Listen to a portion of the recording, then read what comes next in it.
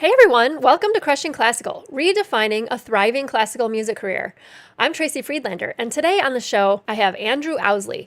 Andrew started his own PR firm for musicians after working in the record industry, as well as recently starting 2 concert series in New York City that currently have such a buzz around them that there's a waiting list to get tickets. Today on the show, we go into details of what makes a good public relations strategy, common mistakes musicians make with PR and social media, and how he started his concert series. Before we start, I'd like to thank Fix Music for sponsoring Crushing Classical Podcast. Fix Music is your online resource for high-quality sheet music at great prices. There are some new offerings at Fix available that you'll want to know about. Now there's organ music, a large choral music selection, as well as orchestra parts that you would need for concerts and auditions. And now they are actively working with choral and orchestra directors to help plan seasons. So if you're a program director and you want some help on choosing pieces for your next season, contact Fix Music today through their website. And as always, free shipping on all domestic orders. Check out fixmusic.com for your sheet music needs and use the link in the show notes to receive 10% off your first order. Let's get started. Hey, Andrew, how are you doing today? I'm good. How are you? Great. Thanks for being on Crushing Classical. My pleasure. So today we have Andrew Ousley, and you own a successful PR firm in New York, and you have classical, you run that for classical and opera musicians, as well as you started 2 really awesome concert series that we're going to talk about today in depth because I'm really fascinated by those 2 things. But I wanted to mention how we met. At the end of last season, I interviewed Alicia Lawyer about her ensemble that she started called ROCO, the River Oaks Chamber Orchestra in Houston, right? And then it turns out that you guys manage her. What do you do her social media or like what? Yeah, we do their PR. Okay, you just do all their across the PR. board. Yeah.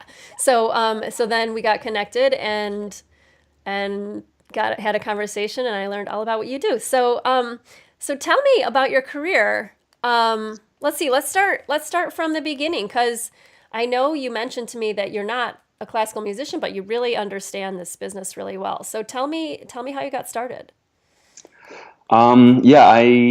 I've never played classical. I played in rock bands my whole life, but my mother was an amateur opera singer, and so from early days, I fell in love with Maria Callas and other opera music and vocal music. When I went to college, I went to Brown and I studied philosophy, but I took just a huge number of music courses. The head of the music department became a good sort of friend and advisor, and just really taught me to fall in love with the music itself. And so after I graduated, I was awarded a fellowship to study classical music and culture that I just kind of made up in France and Finland. So I spent a year doing that. And cool. So you made up that path of education. You just said, this is what I'm going to study. Yeah, I proposed it, and they funded it, so it was good. Nice. It was lovely. And then I got back from that, and I decided I wanted to try to stay within classical music just because I was passionate about it, and I felt I'd learned a lot of practical information during my year studying it. But I also wanted to be on the business side of things and learn some practical skills. Since I wasn't going to be a performer or sort of an artistic administrator at that point. So there was a job open at EMI, what was then EMI Records, and it's just an entry-level position. And since they have essentially the complete callus, I applied for it, interviewed, and got the job. And that was when I started. I started in the record business the week Tower Records shut down. The biggest retailer of records basically in the whole U.S. I don't know if it was international, but by a long shot. Yeah, and then they're just closed. So what did EMI freak out? Were they? I think literally everybody in the music industry freaked out, and I was just sitting there, my first week. I was like, is this bad?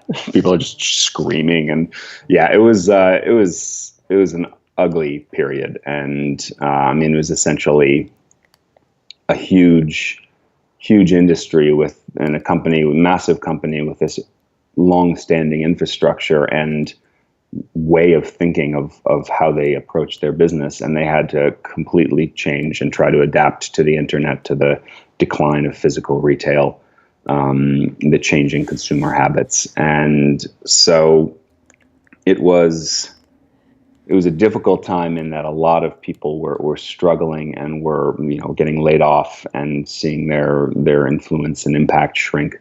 For me, given I was new and classical music at large, and so really I had no institutional memory or no preconceptions about what I should be doing. So my approach was more what seems to be working, or where is their traction, where is their growth, where do I think there are opportunities. And so for me, it was exciting in that I was given, in retrospect, I was given quite a lot of rope to try things and just experiment, and they put a lot of trust in me. And so I was able to throw a lot of spaghetti against a lot of walls and see what stuck. And That's cool. So you really got to learn in the moment, but in a situation where you were in this giant record company to kind of navigate this whole change in the industry.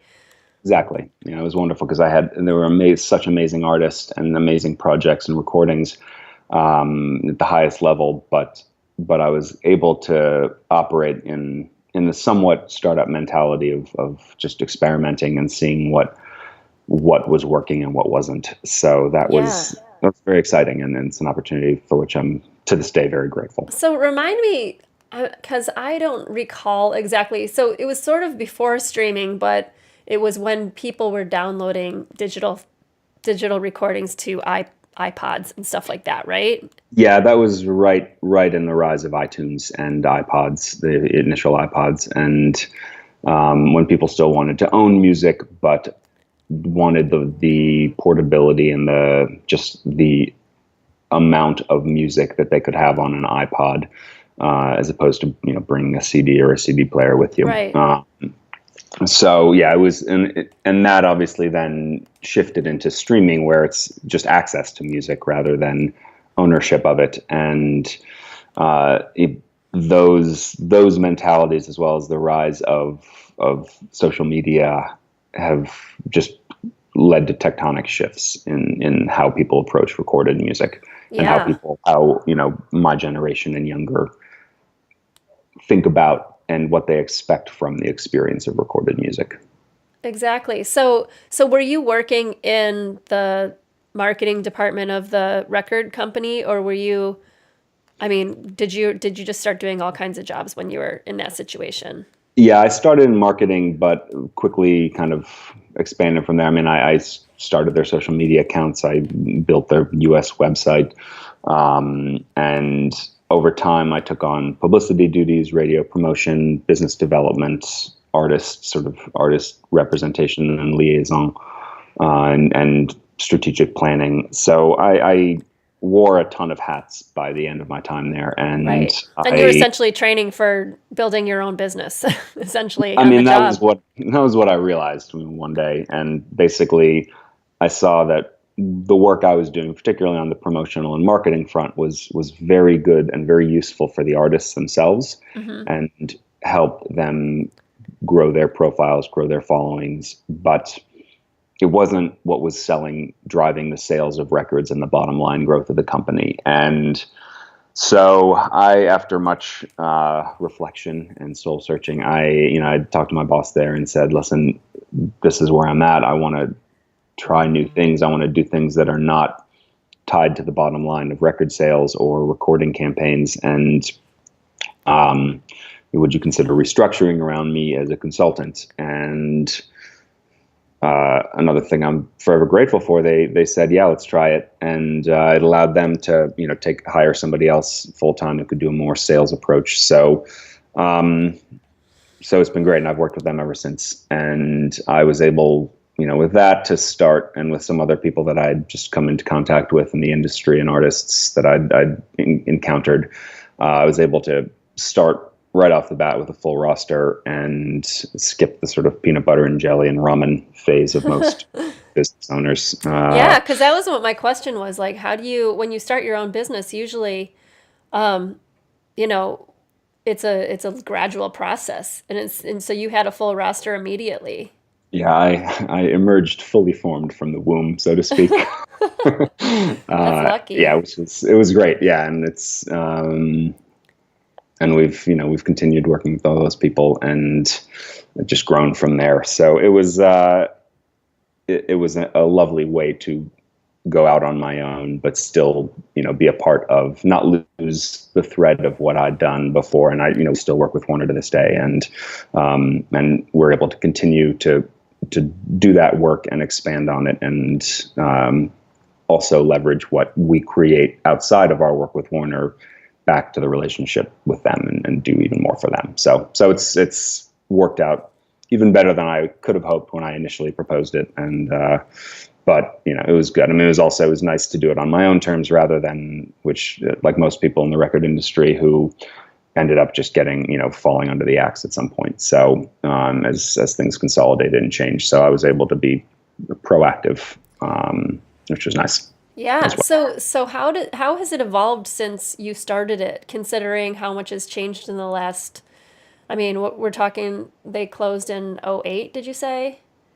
Well, no, I was with Warner. I started Unison 3.5 years ago. So Oh, okay. yeah, so But like that's the record and the Tower Records closed in right oh around yeah, they '08, were right? in '07, I think, '06, Okay. '07. And so They then yeah. so then you worked and carried, the people who were there through this transition, and then now you've had, things haven't really changed a whole lot since, as far as like social media and all of that, since you've had Unison. No, but there's been, I think, there's been a shift in the infrastructure around these things. And what's been, I think, interesting since I started Unison is the way in which we've been able to integrate things in an even more, I think, holistic and cohesive way in terms of PR, social media, digital marketing, branding, and with the concert series, the events and the performance side, and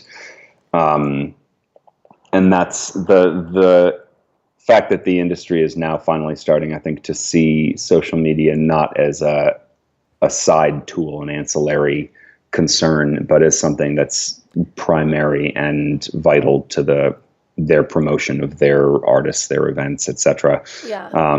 Is That's a shift that is much more recent and is great because I think we've been ahead of that curve, but it allows us now to do even more with our artists and the companies we work with.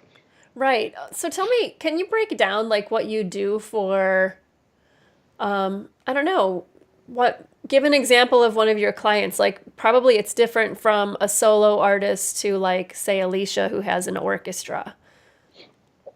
Yeah, it's the same. It's the same across all of them. And in that, basically our job, and what I view the job of PR, is to come up with the best story to tell and get as many people to tell that story and get excited about that story as Mm-hmm. possible.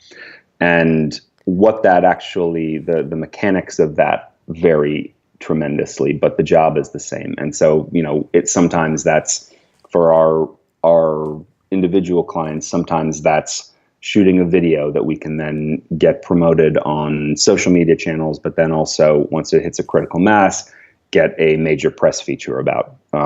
If it catches fire, we can, if they have a performance, it's promoting that performance, getting preview features, interviews, segments, getting reviewers, and then taking those reviews and feeding them into an echo chamber of social media and website that we then create and continue to generate more impressions and more visibility on that storytelling. For artists, for organizations like Roco, it's making sure that every concert they have has as much excitement around it as possible, as much the feel of an event, and gets as much exposure as we can, but also having it feed into the larger story we're telling about that organization and what makes them special and different, and trying to get more institutional publicity as well, and making sure that all of that is reflected on their digital marketing. So, and sometimes it's even we come up with the projects and we project manage. And for the tenor Lawrence Brownlee, we helped facilitate an entire commissioning of a song cycle and the touring around it and the actual managing of that project, as well as the publicity, as well as the social media around it. So it goes a ton of different ways. It sounds somewhat collaborative too. Very much. I mean, to me, this is an industry of relationships, and it's about making people feel involved. And even, to me, the way I approach media and publicity is not from a standpoint of, going hat in hand to writers or producers or, leveraging power with an iron fist. It's, here's a story I think is interesting. You have an audience and you have the capacity to tell a great story. Let's work together on this if you're interested. And so to me, the industry as sort of these titans, leveraging their power and lightning bolts from Mount Olympus on high, that's old. I mean, we need to all work together to find the commonalities and the common goals. I like that, especially now that there's, the barriers are down because of social media. Anyone can put anything out, but at the same time, musicians need help, and so that's what you're providing. But I have a question about how accessible you are to musicians. Like, how much does it, I mean, I'm sure you're not going to just lay out how much it costs right here on the podcast, but like $1 million. But how do people work that out? Like, do they call you and they're like, you just give them a price and they're like, or like, do you have different ways of working with people depending on their current level of fame or their current level of where they're at, or how does that work? Okay. Absolutely. Yeah. I mean, to me, I try to be as flexible as I can. It's just from a personal mission standpoint, it's important to me that we don't just help people who have a ton of money. Right. And so there's a broad range of prices that we charge, and for a broad range of services and configurations of those services, whether it be PR, social media, website management, building, project management. But, for some artists who have just a ton of stuff going on, it makes sense for them to pay us every month to do things for them, and we do that. For others, where they only have one tour or one huge performance or one big record release, it doesn't make sense for us to charge them 12 months of a year for that. And I ethically wouldn't do that. So we just work with them for the time when we can provide value and exposure around their project. And then there are people, and every day people come to me and say, can you, do my publicity? And I say, there's not enough to do around what you have happening right now. And like, I'm not going to take your money. If you want to give me money, sure, throw a couple hundreds at me, I'll take it. But like, I'm not going to promise you something that I can't give you a return on. And so for those people, and for younger artists and so on, I do quite a lot of consulting, like hourly consulting. I do. Right. Okay. I'm more and more now doing sort of group sessions and seminars and things like that, because there are a lot of basic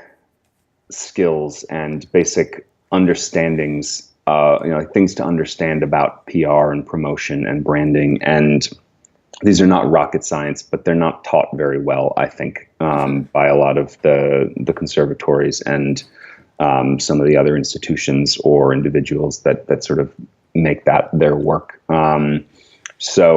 And I think we do a good job of explaining that, and I can speak to those elements well. So I do quite a lot more of that, and it's something that, while I have simply a limited number of hours in a day, I want to try to help as much as I can to make sure that the people who are coming up now don't make mistakes that will reverberate through their career or cost them momentum in their career. What's a mistake that you've seen people make? Oh God, there are a lot. And again, because we work across so many different areas of the industry, not just traditional publicity and media relations. Yeah. In having a terrible website, having poorly curated socials, having no socials, posting too much. That's just digital marketing. On the publicity side, I mean, not knowing what your story is, or not knowing what the most effective storytelling that can be done around you is. Right. That's like not understanding that you have to be able to tell your own story before other people will want to tell it. Makes sense. Like some people get lucky and they just find people who start telling a story about them that everybody else then catches on to, and that works. That does not happen often. That is a very outlier situation. Yeah. And even if it does happen, you're sacrificing the control of your career. And that to me is something no artist should do.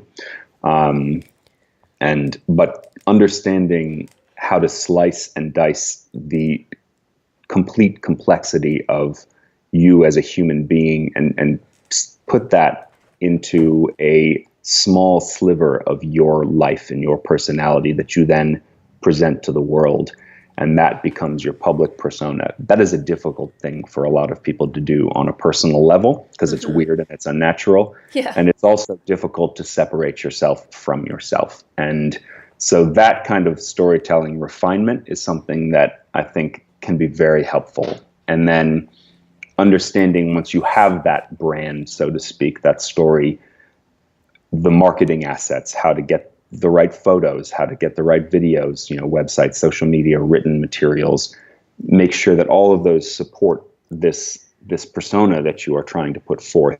And then finally, from that, just practically speaking, how to then get other people to tell that story and work with PR departments, work with, the publicists hired by presenters or venues or collaborators, how to give them the tools they need to do the best job that they can to tell your story, and then how to leverage whatever results they get the next time around and make sure that everything you do is maximized and feels important, and that you create that sense of upward momentum for your career and excitement that to me is the be all end goal of PR. So all of those things are things that I think a lot of musicians just don't think about. Right. Or if they do it poorly, and which can be either, range from ineffective to destructive to their career. And even if they're doing some of them well, are often not thinking about the other pieces of that puzzle and how to fit them all together. And that's an area where, my company Unison has I think come in and filled a niche that was empty before, in the sense of thinking of all of those and combining them all in a completely holistic way.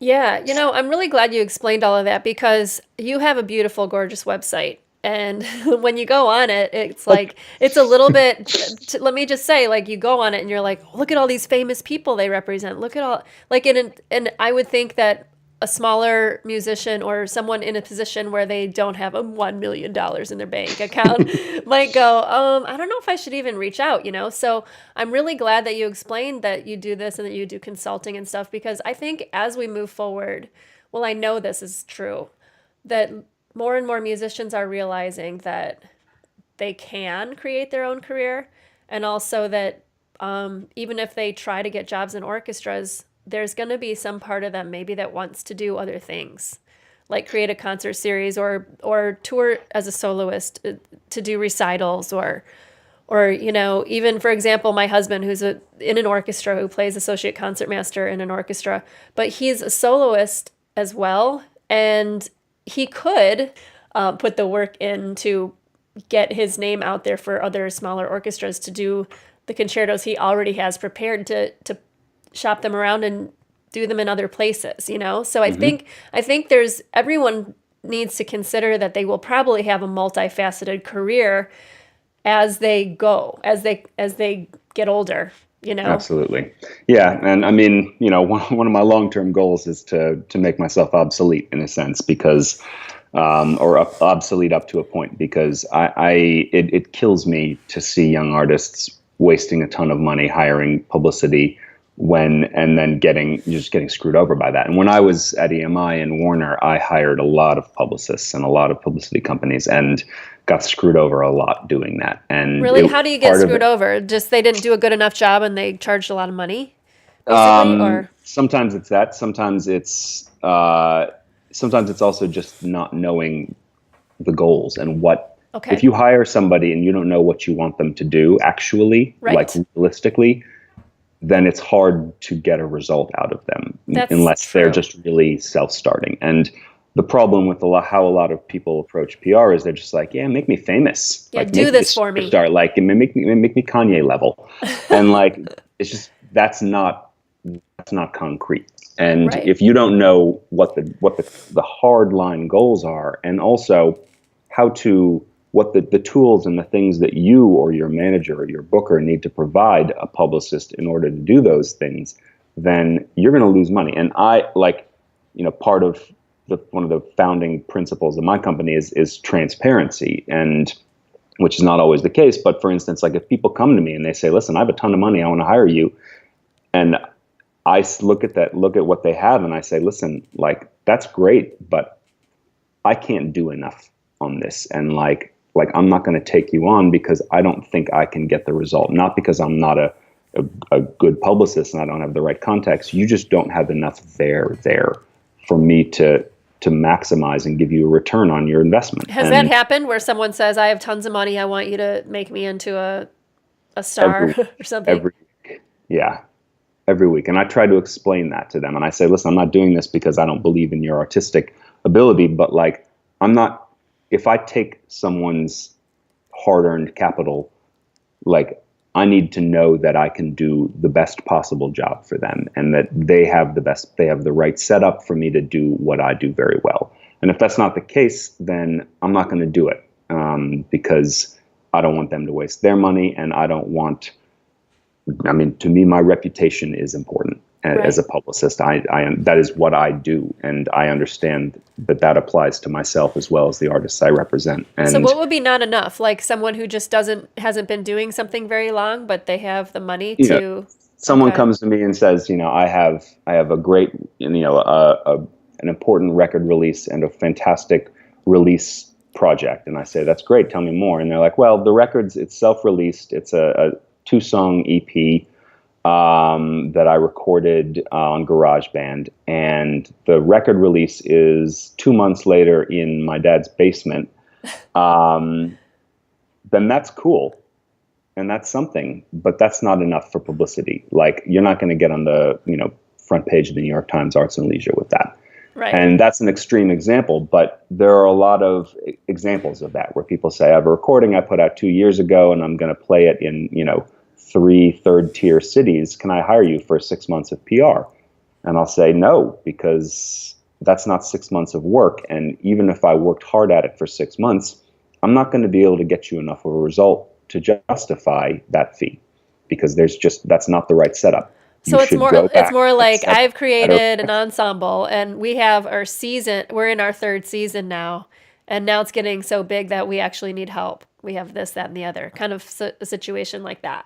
That to me is the best time to hire a publicist. And that's why, part of my priority now is to teach people how to do their own, or at least understand the execution of publicity at its basic level. Because to me, if you're doing that and you're having success and your story is resonating and you're getting PR to the point where it's too much work for you to handle on your own, that's when you hire a publicist and they can take it to the next level. And that when you have achieved traction, and this is a change of across all sectors, the idea of the startup mentality, and you handle your own ship for a little bit, drive your own ship, and when you have traction, then you go to people who can explode that traction. And that is, to me, the best time to hire PR, and the most time that when we have the most success, it's when that is the case. So that's why I encourage that, and I do everything in my power to provide that information and that guidance to the people who need it. That makes so much sense, because I did notice on your site that you manage New Deco now. And I've interviewed those guys, the two founders, They're awesome. Giacomo and Sam. They're awesome. Yeah, they're fantastic. But I know I think maybe they're in their third or fourth season now. Fourth, yeah. Fourth. Yeah. So they didn't hire you right out the gate, you No, know? no, and they were doing it themselves, and they were selling out shows and getting huge buzz. And so, our goal is to A, take some of that work off their hands, but B, take that buzz and expand on it and Yeah. grow it in an exponential fashion. And so that to me is when PR is most useful. But it's important to hire somebody, again, when you know what you want them to achieve for you. Yes. And when they're doing a good or a bad job. And, that's something I work to avoid, is having to help people at the start of their careers not to make that mistake. So valuable. Thanks for sharing that. It's fantastic. So now you've started your own concert series, and I want to talk about that. You have two concert series. I was trying to figure out how you say concert series is. Like you I have know, two it's terrible. I try to write it all the time, and it frustrates me every time I write it. series. I guess it's like deer, right? Two series of concerts. Yeah. Yeah. I know. It's like there are multiple deer outside, and there are two series that you do. So, so tell me how this idea got started. I have a friend who works on the pop music side, and he had been at a private event for the singer-songwriter Feist, that was in this crypt in Harlem. And I was talking to him about just wanting to do some shows and to do something different and try to create a different concert experience. And he just said, you should check the space out. I don't know what they're doing there, or if it's available or whatever. And I went up, and they showed me the space, and it was just one of the most remarkable presences. The energy of this space and the acoustic was extraordinary. And so I said, can we try some concerts here and for classical music? And they were like, maybe not. And I said, well, what if we just give you all the money, all the proceeds? And they were like, yeah, okay, let's do that. So they originally like, no, I don't want classical here. Yeah, I think they just didn't want to have to deal with it. Frankly, they're so spread so thin and doing so many different things. And, but I after saying I would donate the proceeds, they said, sure, let's give it a try. And we did two concerts. We opened with two concerts, Conrad Tao, the pianist composer, and Lawrence Brownlee, the tenor. And both were essentially, not because I thought they were going to be cool, but also because I wanted to peg publicity placements, media placements to projects that they had and other larger stories I was telling about them. And it made sense from a thematic standpoint to do the shows in this crypt. And so you charged ticket prices for it, and then you paid the musicians, and then the rest of the money went to the crypt? Yeah, well, both of those two just they just donated. They played for free because it was, they saw it as promotional performances, and they were both kind of intrigued at the idea of this. And so, yeah, we charged for tickets and gave all the money to the church, and got a huge response, essentially. And we got a lot of media coverage, and I invited a lot of sort of social media, Instagram influencers, not for classical, but just in cultural events. And New York culture influencers. And just said, hey, here's a show in a crypt with two world-class performers. Come check it out. And, I do photography, so I took the photos and share those around, and it's an extremely photogenic space. So, yeah. And also it's kind of exclusive. Like, hey, when have you been in a crypt? 49 tickets. Yeah. So it's, there's just a lot of aspects of it that I think are very compelling. And then the acoustic is utterly singular, and the, like I said, the energy, the being in this space and hearing the performances it's a remarkable experience. And so we have, we were sold out, and we have then just kind of steamrolled from there, I guess. How did you get the word out about the concert? I mean, it's what I do for a living. So it was right. I promoted it to all of the outlets where we promote our artists when they're playing at Carnegie Hall or when they're playing at. Okay. So did you Six- hire or did you invite people from news outlets or? yeah, we basically treated it like a PR campaign Okay. and promoted them, and we got a huge amount of media in those initial shows and have exponentially grown that media profile from there over the last 3 seasons, and yeah, we just continued to kind of present different artists. Mostly it's usually our PR clients, and just because they're easy to work with, we know their story, and they kind of get how we do things and what we do. But we also launched a second series in the Catacombs of the Greenwood Cemetery in Brooklyn, Yeah. we're just preparing for the second season of that now, and that had similarly sort of huge impact and response, and so we're having a lot of fun with those series. So is there a creepy aspect to it since it's a crypt and a cemetery, like, or just mysterious maybe? I don't emphasize that. To me, it's more a time of reflection and communion, and the programs that I curate are centered more around thinking about the time we have and the time we're given and what we do with it. And That's beautiful.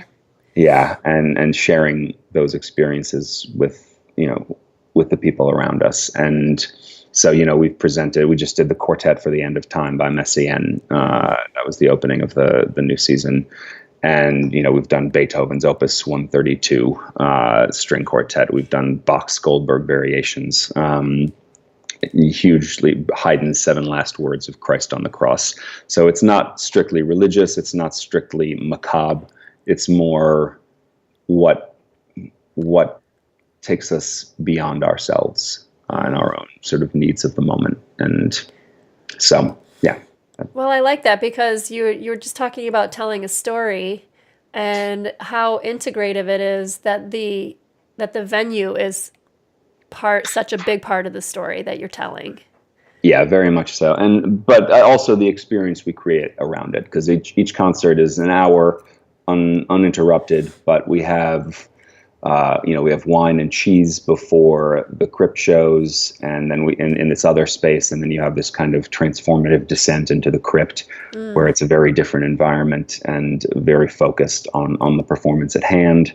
The marketing materials, I try to write. I don't write the sort of traditional program notes of, here's a 50-page treatise on Schumann's upbringing. To me, I try to communicate what the emotional value of the music is to me, and why has this piece made my life better and made me a better human being for appreciating it. And, what are there moments that just stay with me long after, and, even the first time I heard it. And that's the kind of preparation I try to give, and the kind of experience and the value of experience that I try to convey. And in the Catacombs, we have this whiskey tasting at sunset overlooking the skyline and this hill and the cemetery, and then we take a twilight procession to the Catacombs. So it's, the idea is to create something that is where there are a number of extra musical elements that help make the musical element, that the musical experience, that much more focused and special, and I think like transformative and transcendent. And that's a larger part of the series that is also, I think, very important. I feel like everyone who's presenting concerts right now should listen to what you just said. I've had a lot of people tell me that, yeah. I really do. I mean, and I wonder, it sounds like you're really talking about it from a personal point of view too. So when you write your concert notes, do you write it from your point of view, first person? This is what the music means to me. Yeah, everything about the two series are very much an extension of myself. Because and this my is what worldview. I think this is what's missing is really the connection of an actual person. I mean, I'm thinking about the PR that symphonies do, and I mean, it's done from this office from an unknown entity. It's not like, hey, I like this piece. You should hear it. This is why I like it. It's the symphony is presenting this, and this is what's happening on Friday or whatever, you know? Yeah, and I think that to me is also ties into how I approach publicity and marketing in the same way, where, because as I said earlier, we never had to sort of take on clients because we needed to. It's always been because I've believed in their story and their music and their art and wanted to spread the word. Like I said, I approach publicity not in the sense of, hi X and X writer, would you be interested in covering this fascinating performance? I say, hey Tony, like, this is something that I think is amazing, and I would love you to listen. I would love you to come to a show, or talk to this person about their vision. It's remarkable. It's people connecting to people about this thing that touched them, instead of you have to go hear this because I say it's good. Exactly that. Yeah. I mean, I completely agree with you. It's what's missing, and the personal. People want, now with everything getting bigger and bigger and bigger, I feel like people crave knowing a person and knowing connection. People crave connection. Yeah, people crave connection. And I mean, and that's true across society. And, social media is amazing, but it removes the human element. And the internet is incredible, but it's cold. And to sit in a room with, 48 other people 10 feet from these just extraordinary world-class artists and watch them make something that moves them, and to feel the whole room moved by that is amazing. I mean, we had a performance of Pert's Spiegel im Spiegel for piano and cello. And I remember after standing up after that was over and the performance was done, and just half the room was just in tears. It was remarkable. And that to me is what will save society. Wow. Not just save classical music, but save society. I think I think bigger. Classical music is bigger. Yeah, I don't think. Yeah. Wow, I mean, that's impactful. It really is. It really is. So, that's the goal. Yeah, I mean, and what you're creating here, I mean, I'm sure you've gotten a lot of attention, but I'm sure the symphonies are jealous. Just saying.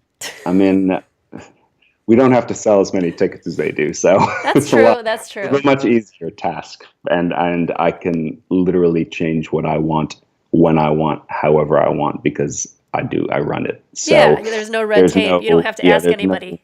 Exactly. So and that it's a completely different thing, and I hope that they they take something from it, but they cannot replicate this sort of apples to apples, because it's just a completely different beast from what they do. But I do think that there are some philosophical and sort of practical elements that I hope our experiment has helped reveal to them. Yeah, that's great. I love it. I hope I get a chance to go when I'm in New York sometime, but I'll have to call you and see if you can hook me up, because every time I see the website, it's like, get on our mailing list, but you can't get a ticket. Yeah, we had almost 300 people on the waiting list for the Quartet for the End. Yeah. Wow, that's amazing. Yeah. Well, I think it's awesome. You're gonna have to find more crypts and more catacombs right now. So, do you have anything coming up that you'd like to promote that nobody can go to? We're gonna launch the new season of the Angel Share in early March. That's the one in the Catacombs, and we announced the whole season at once. It's multiple performances of each program. So there's more than the Crypt. You have essentially a 5-second window to buy your tickets. But usually, I think we'll probably sell out in about a week or two after announcing the Angel Share. So there's a bit more time. Okay. And we also have our fundraiser gala for the Angel Share will be the inaugural Burgers, Bourbon, and Beethoven Festival, which will be on May 25th, and that'll be for like 500 to 600 people. So that'll have a lot more ticket availability. That's in New York. In Brooklyn, in the Catacomb, in the Crypt, or in the cemetery in Catacombs, we'll have a performance of Beethoven's Fifth by the String Orchestra of Brooklyn. We'll have 5 chefs A side business, which is another. Yeah, I was going to bring that up, like right here, burger right now. club. Tell us about the Yeah. burger thing. Well, I started an app with some friends of mine, or I started initially just gathering friends of mine and I to burger restaurants in New York, and we'd taste them and rate them. And I created a 7-point rating scale with like taste, texture, harmoniousness, and all these other things. And a friend of mine's an extremely high level developer and said, "Yeah, let's make an app on this, make a website." And so we did, and it allows you have your profile. We create the events, you join, you rate on your phone, all the ratings and comments aggregate through. So you have this kind of real time, what are the top burgers and top burger restaurants in New York? And we just kind of like grown significantly organically, and we just take over restaurants now. And restaurants come to us to pitch us. And so that's so cool. Burgers, Bourbon, and Beethoven is my combining of the worlds for me, and having sort of professional chefs create their own sliders. You taste them, everybody rates them. So we have a real-time sort of leaderboard of what the best slider is, who wins the golden spatula. We'll have bourbon tastings at each station, which is also an important part of my life and my lifestyle. And and then we'll have performances, sort of chamber music in the Catacombs, and then it'll culminate in Beethoven's Fifth with an orchestra. That sounds so fabulous. So can you tell us what the best burger is? Sorry to interrupt you, but... I got to go with it. I vacillate between Minetta Tavern's Black Label Burger and Peter Luger's Burger, which are two very different things, but are each beautiful in their own way. Corzo in Brooklyn has a burger where they wrap everything in this Middle Eastern or this Eastern European flatbread, and they just deep fry it, and it's glorious as well. Wow. There are a great many.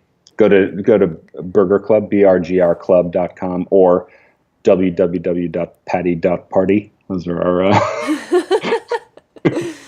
okay. URL. I'll definitely link those in the show notes. Excellent. And then deathofclassical.com is for the Crypt and the Angel Share. Awesome. That's so great. I'm sure people are going to want to come to this event regardless of if they live in New York. It just seems like a destination to come to this event. Sounds so fun. It's going to be special. That's really great. Andrew, thank you so much for being on the show today. This has been so valuable to learn about everything you're doing.